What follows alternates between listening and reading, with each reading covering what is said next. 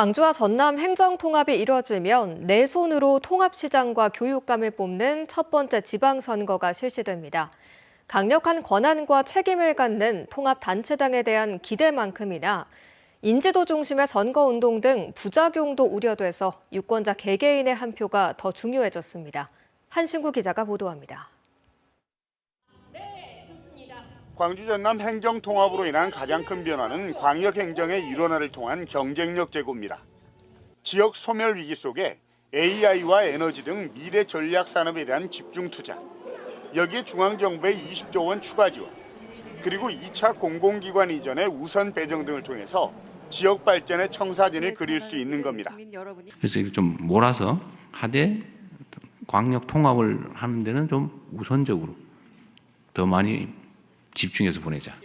시장지사가 따로 미래 청사진을 그리던 예전과는 달리 새로 뽑히는 통합시장 한 명에게 권한과 예산이 집중돼 행정의 효율성이 크게 높아지게 됩니다.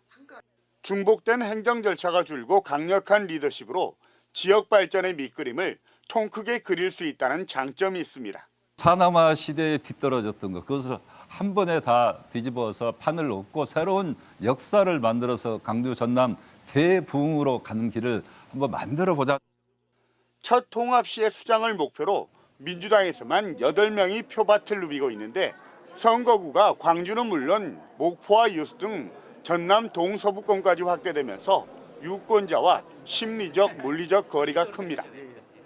통합특별법도 통과되지 않아서 그만큼 선거구 획정도 늦어질 수밖에 없는데 판세에 따라서 불출마나 후보 간 합종 연행 등으로 선거판이 요동치고 유권자들도 후보가 누구인지 제대로 알기 어려운 인지도 장벽에 부딪힐 수밖에 없습니다.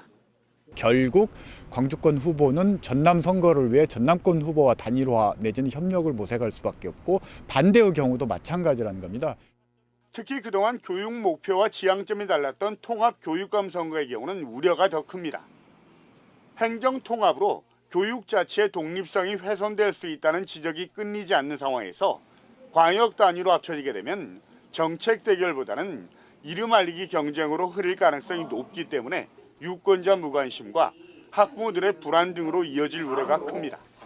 정책이나 변화에 대한 피해는 우리 광주의 학생들이나 자녀 청년들이 지금 입어서는 안 된다고 생각합니다. 연구 대상이 되어서도 안 됩니다.